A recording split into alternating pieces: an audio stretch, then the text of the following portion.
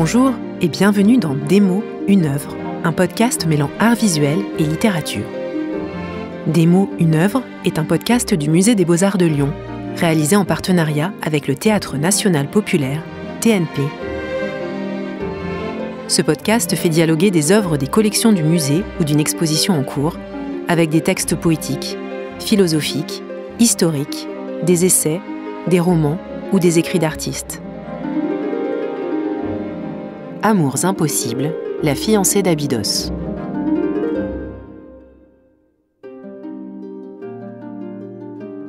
Le courant romantique apparaît en Allemagne dans les années 1770, puis se développe en Angleterre et en Europe du Nord, avant de gagner la France dans les années 1820.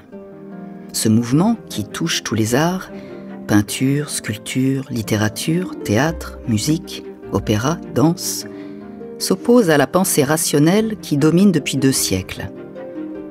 Les romantiques vont chercher à exprimer une vérité qu'ils ressentent et à affirmer la primauté du sentiment sur la raison.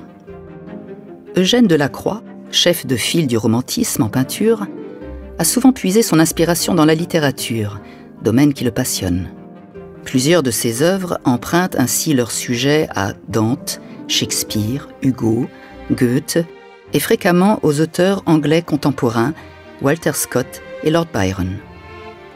Dans cette première moitié du XIXe siècle, les romans historiques de Scott captivent l'Europe entière et Byron s'impose comme le poète emblématique de la génération romantique. Delacroix admire tout particulièrement l'œuvre et l'engagement politique de Byron. Ainsi, son célèbre tableau « La mort de Sardanapale », conservé au musée du Louvre, est tiré du drame éponyme du poète anglais. La fiancée d'Abydos, tableau de petit format peint en 1849 et conservé au musée des Beaux-Arts de Lyon, est également inspiré par un poème de Byron. Le sujet a fasciné Delacroix, qui l'a peint à 4 reprises. Le 11 mai 1824, le peintre écrit dans son journal « Que je voudrais être poète.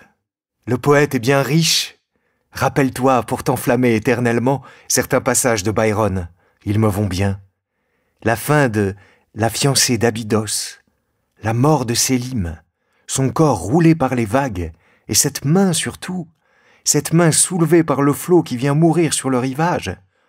Cela est sublime et n'appartient qu'à lui. Je sens ces choses-là, comme la peinture les comporte. Dans les 4 versions de La fiancée d'Abydos, un couple, une jeune femme et un pirate, semblent fuir, le pirate brandissant son arme en direction d'un ennemi invisible. Dans la version du musée des Beaux-Arts de Lyon, le couple est dans une grotte, au fond de laquelle on aperçoit une trouée lumineuse sur la mer.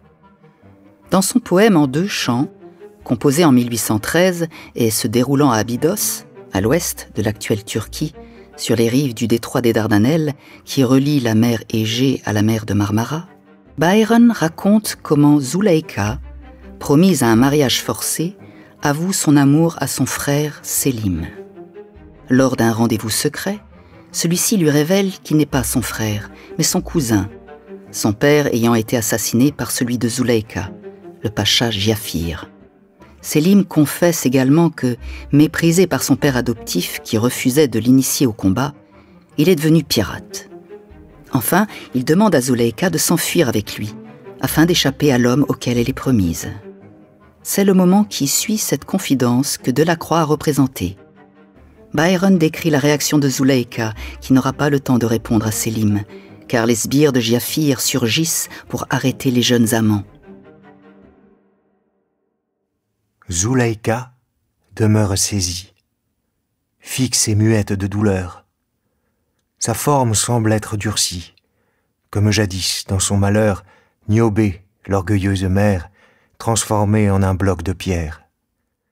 La statue ici vient offrir de l'antique une jeune image, mais sa bouche n'a pu s'ouvrir, ses yeux essayer leur langage, ni de son œil glacé, hagard, n'a pu jaillir un seul regard. Avant que soudain, une torche du jardin éclaire le porche, puis une autre, lui, de feu s'illumine la nuit. toi qui n'es plus un frère, ah, fuis, toi plus qu'un frère. Au loin, partout, court la lumière, sans lueur d'un rouge enflammé, non seul, car main bras armés, nus, dans les airs, un fer agite, se croisent, se jouent et se quittent, avec les flambeaux et l'acier.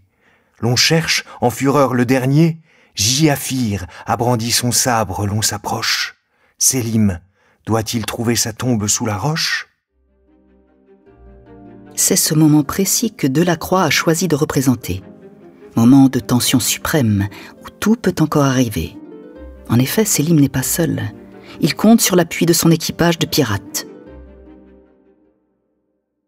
Il reste ferme et dit « La crise va passer.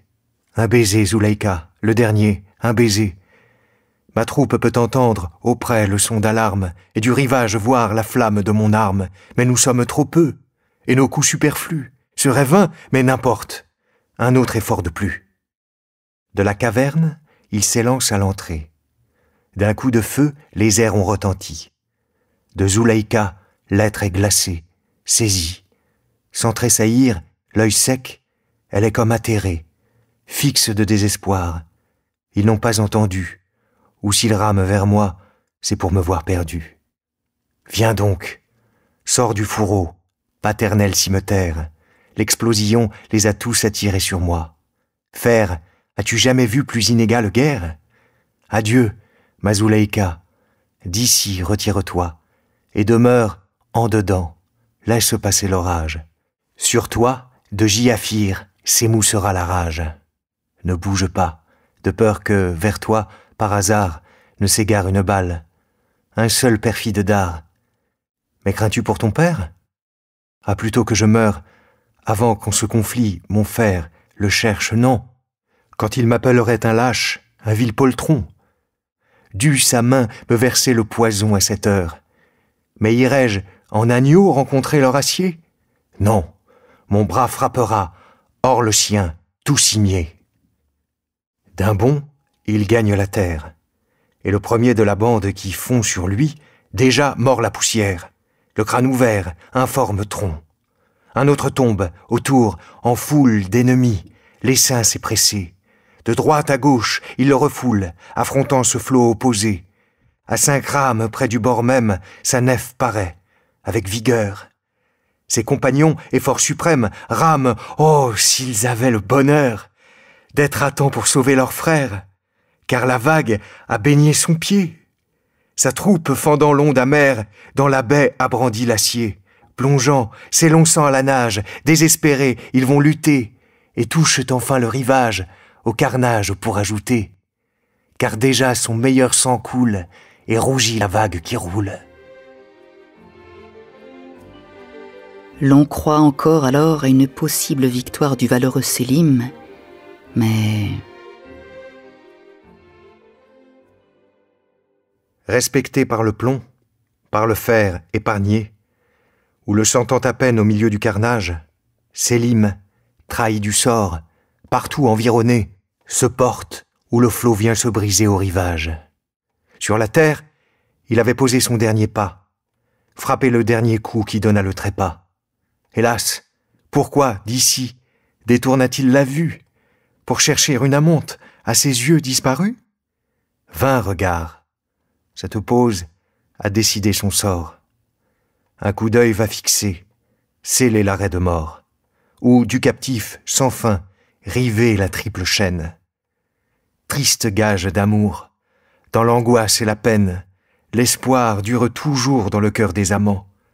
Son dos était tourné vers les flots écumants. Auprès, ses compagnons étaient postés derrière, quand siffle, avec ces mots, la balle meurtrière. « Mort à tout ennemi du puissant Giafir !» Quelle bouche, quel bras a fait soudain partir la foudre de la voix et de la carabine? Quelle balle a chanté sa funèbre chanson, faisant siffler trop près de sa voix assassine, pour s'égarer dans l'air l'inévitable plomb? Meurtrier d'Abdallah, cette voix est la tienne. Dans la lente gorgée, un père a bu la haine. De nouveau, par tes soins, le fils doit, à ta main, de sa vie, en sa fleur, une plus prompte fin. Le sang, à large flot, jaillit de sa poitrine. Troublant du flot amer la blancheur cristalline. Si sa bouche a tenté de gémir une fois, une vague, en hurlant, vient étouffer sa voix. Ainsi meurt le valeureux Sélim. Zuleika ne survivra pas à cette grande douleur. Telle Juliette auprès de Roméo, elle meurt de désespoir quelques instants après Sélim.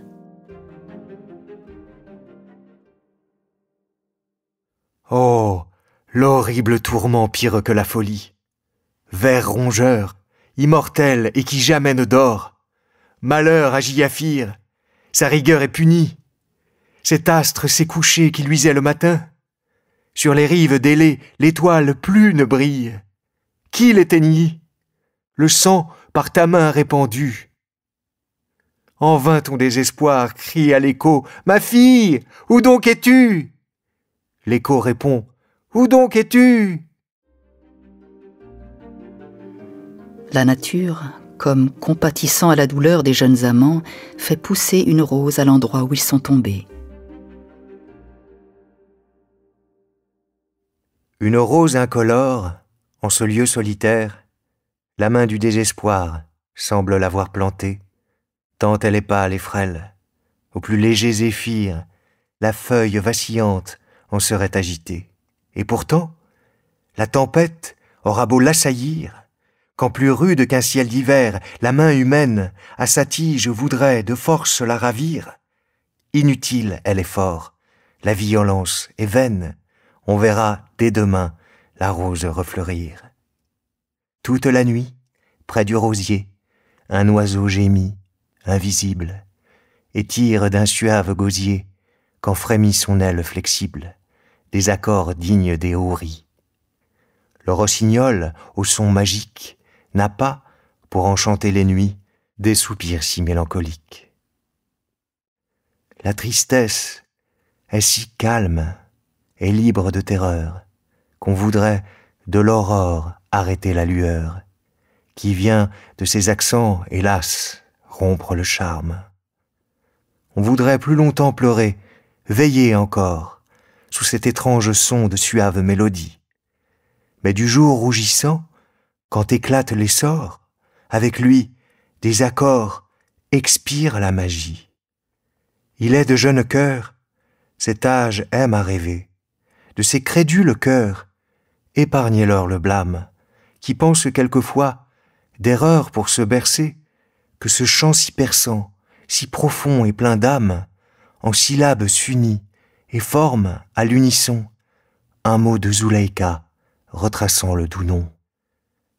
C'est sous cet arbre vert, au virginal tombeau, que du frêle rosier la fleur a son berceau. Un soir, on y posa le marbre tumulaire. Il avait disparu déjà le lendemain. Ah non, ce ne put être alors un bras humain qui porta sur la grève un pareil bloc de pierre, car d'Élée la légende ainsi l'a raconté. On retrouva le marbre à ce bord funéraire où Sélim était mort, par le flot ballotté, le flot lui refusant un plus digne ossuaire. Ici, pendant la nuit, on voit, dit-on, gisant, le spectre fier, hagard, d'une tête en turban, et de là, s'étendant sous la vague écumante, d'oreiller du pirate, il prit le nom fatal, où le deuil fit jaillir la rose de la menthe.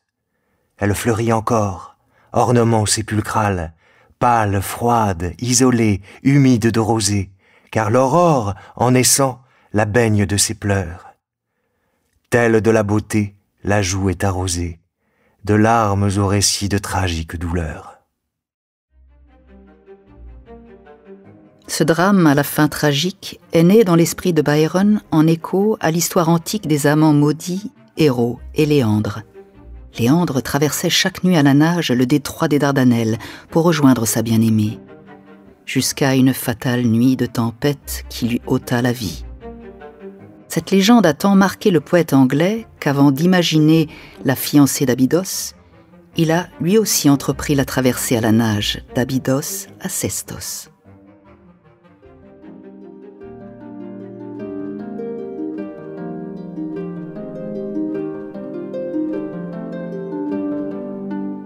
Des mots, une œuvre est un podcast original du Musée des Beaux-Arts de Lyon, réalisé en partenariat avec le Théâtre National Populaire, TNP. Lu par Julien Gauthier et Karine Martin-Prével. Direction de projet au TNP, Cécile Leclerc. Direction de projet au Musée des Beaux-Arts de Lyon, conception et rédaction, Maëva Bonfanti et Stéphanie Dermoncourt. Production, Véronique Moreno-Lourteau. Ce podcast a été réalisé par Thierry Cotin pour les Muséastes, Histoire de point de vue. Musique originale composée par Hassan Ali. Les extraits lus dans cet épisode ont été tirés de chefs-d'œuvre de Lord Byron, traduits en vers français par Amable Regnault, tome 1er, paru aux éditions Amiot, Paris, en 1874. Venez découvrir La fiancée d'Abydos d'Eugène Delacroix dans les collections de peinture du Musée des Beaux-Arts de Lyon.